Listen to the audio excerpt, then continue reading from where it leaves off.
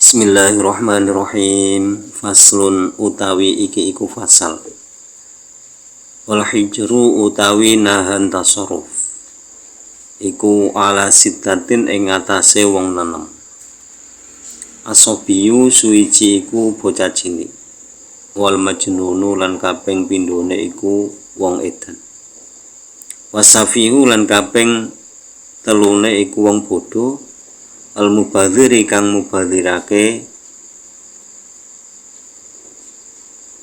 lima maring bandane lahu sopo safina. Wal muflisu lan kaping papate iku wong kang muflis alladzi kang irtakaba kang tumpuk-tumpuk ing muflis aduyunu apa pira-pira utang.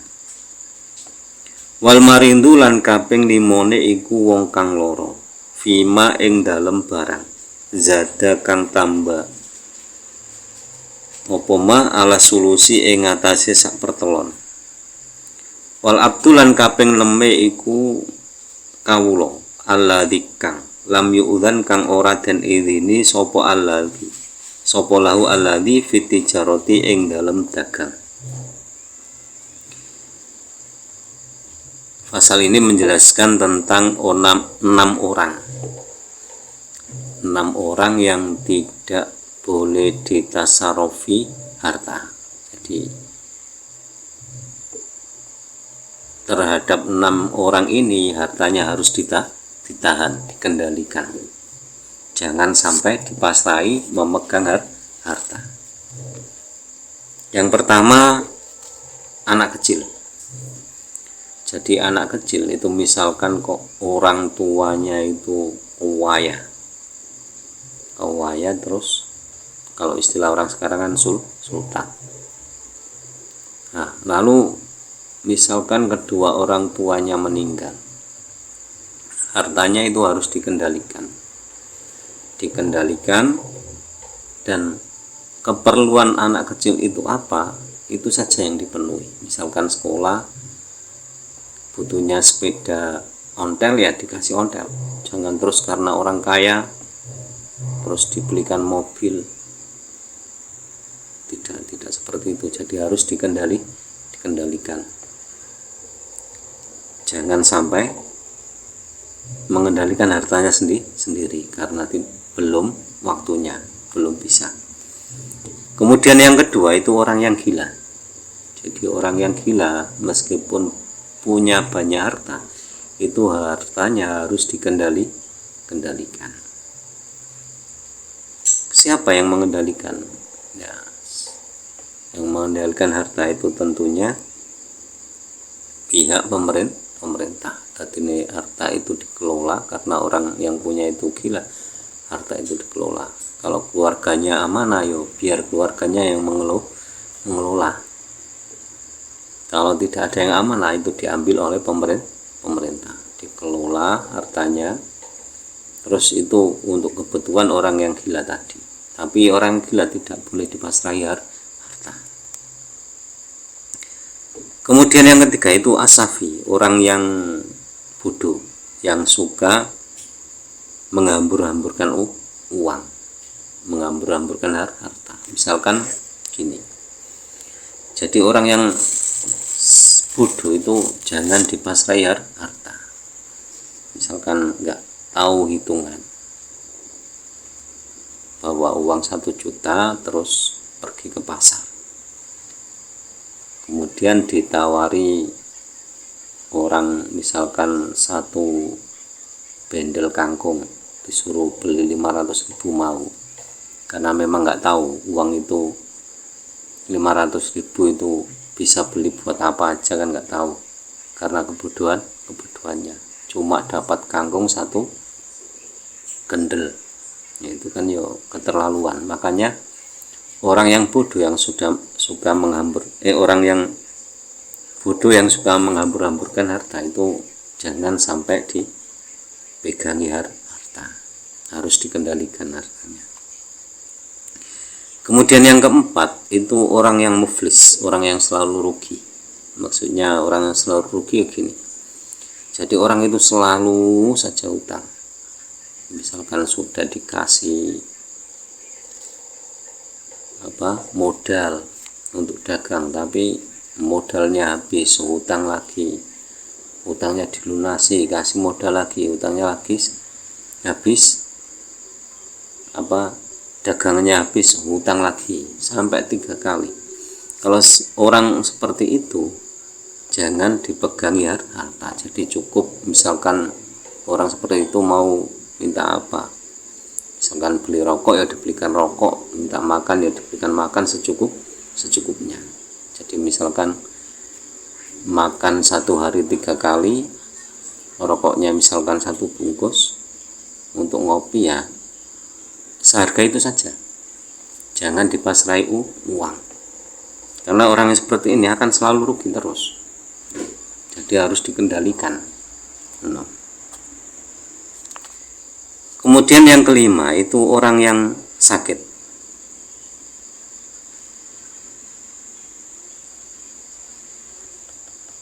Orang yang sakit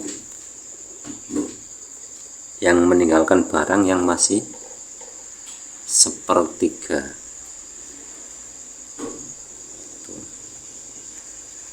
Jadi tidak boleh dipasrai harta. Orang sakit yang sudah mundur ya nggak boleh dipasrai harta. Kemudian yang keenam itu hamba yang tidak mendapatkan izin untuk berdagang. Nah, jadi hamba yang tidak mendapatkan izin untuk berdagang itu tidak boleh dipasrai harta. Atau budak, jadi dulu budak itu nggak boleh dipasrai harta.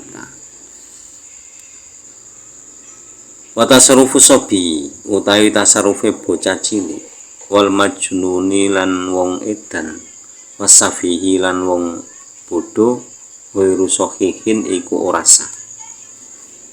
Jadi memasrahkan harta pada anak kecil, orang yang gila, orang yang bodoh itu tidak sah. Jadi tasarufe pengendalian uangnya tadi, misalkan ini uang, membicarakan contoh uang saja. Jadi misalkan seorang kecil itu beli sesuatu, terlibat jual beli itu tidak sah. Orang gila terlibat jual beli juga jual belinya tidak sah. Orang bodoh terlibat jual beli itu jual belinya juga tidak sah. Maksudnya seperti itu. Jadi tasarufnya itu ghairu sahih, tidak sah. Wa tasarruful muflisi, utai tasarufe wong muflis, utawa wong bangkrut, yasihu iku sah fi dhimmatihi ing dalem tanggungane muflis, duna ayani malihi ora ing dalem pira-pira kahanane artone muflis.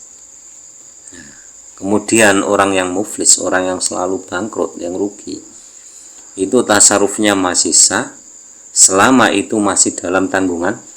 Misalkan ke utang, terus untuk nyaur utang, untuk kebutuhan kehidupannya sehari-hari itu masih boleh, tapi bukan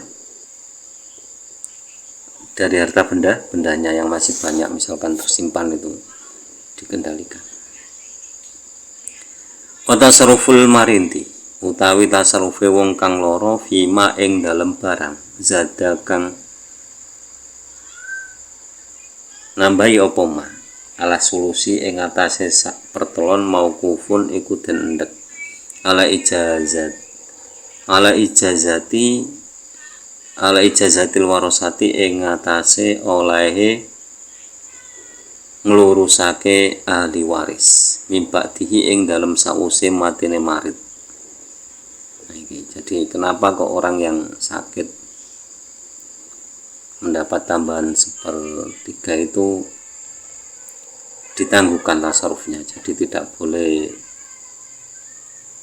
transaksi jual beli atau apapun. Karena apa? Itu nanti yang menanggung itu ahli warisnya. Wa tasarruful abdi utawi tasarufe budak, yakunu iku ana apa tasarruf fi dhimatihi ing dalem fi dhimatihi iku tetep ing dalem tanggungane abdun, yutba'u iku kena den tuntut bihi kelawan tasarruf idza utika tatkalane merdeka sopo al abdu. Kemudian tasarrufnya seorang budak itu menjadi tanggungan budak tersebut. Ketika budak tersebut merdeka boleh dituntut. Jadi ketika budak itu merdeka baru bisa tasarruful mal, artinya membelanjakan hartanya itu baru bisa kalau merdeka. Kalau belum merdeka itu masih harus dikendalikan. Jadi demikian penjelasan tentang 6 orang yang tasarrufnya itu ditangguhkan. Jadi harus ada pengendalian terhadap harta orang-orang tersebut. Makanya agama mengatur hal itu supaya tidak ada yang saling dirugikan. Karena apa? 6 orang tersebut ikut rawan mendapatkan penipuan dan sebagainya, sehingga harus ada kendali terhadap hukum-hukum kepada ke-6 orang tersebut. Begitulah agama kita mengatur kehidupan dengan segala kehati-hatiannya dan kesempurnaannya. Semoga bermanfaat fid dunya wa dunya wal akhirah, dan kurang lebihnya mohon maaf. Akhirul kalam, ihdinas siratal mustaqim, wallahul muwaffiq ila aqwamit thoriq. Wassalamualaikum warahmatullahi wabarakatuh.